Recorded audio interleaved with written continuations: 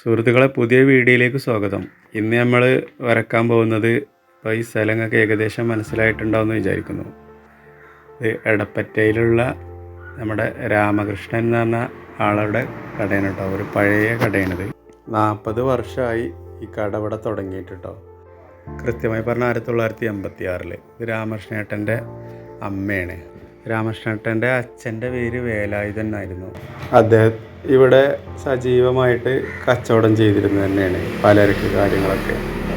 പിന്നെ പുത്തൻകുളത്തു നിന്നാണ് അദ്ദേഹം അതായത് വേലായുധേട്ടൻ ഈ പെട്ടി കൊണ്ടുവന്നത്. അപ്പോൾ അതിന് 40 വർഷത്തെ പഴക്കമുണ്ടെന്നാണ് നമ്മുടെ രാമകൃഷ്ണേട്ടൻ പറഞ്ഞത്. ഇവർക്ക് ഈ പലചരക്ക് പോലെ ഈ ചായക്കടി മാത്രമല്ല, ഇവർക്ക് പിന്നിലൊരു കഥ ഉണ്ട് കേട്ടോ. നമുക്ക് കണ്ടു നോക്കാം. നല്ലൊരു കുലത്തൊഴിൽ ഇവരുടെ കൈവശം കേട്ടോ. ഇവർ ശരിക്കും മൂശാരിമാരാണ്.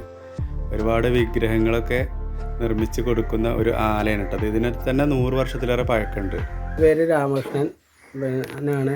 ഞങ്ങളെ കുളത്തൊഴിൽ മൂശാരിപ്പണിയാണ്. അതിൻ്റെ ഇടയിൽ കൂടെ ഒരു ചെറിയ കച്ചവടമൊക്കെ ആയിട്ട് തുടങ്ങിയതാണ്. ഒരു 10-40 കൊല്ലമായി അച്ഛനായിട്ട് തുടങ്ങിയതാണ്. പണിയും കാര്യങ്ങളും കച്ചവടമൊക്കെ ആയിട്ട്. ഇവിടെ നിന്നൊരു ചായയും കാര്യങ്ങളൊന്നും ഇല്ലാത്തതുകൊണ്ട് അങ്ങനെ ഇവിടെ തുടങ്ങിയതാണ്.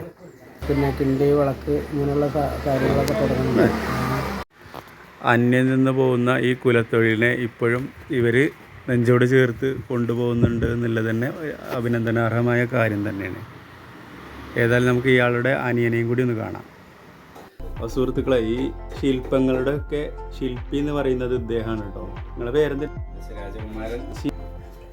അപ്പോൾ ഈ ശില്പങ്ങളുടെയൊക്കെ ശില്പി എന്ന് പറയുന്നത് ദശ രാജകുമാരൻ അല്ലേ. അദ്ദേഹത്തിൻ്റെ മഹനീയ കരങ്ങൾ കൊണ്ടാണ് ഇതൊക്കെ നിർമ്മിച്ചിട്ടുള്ളതെന്നാണ് ഞങ്ങളോട് പറയാനുള്ളത്.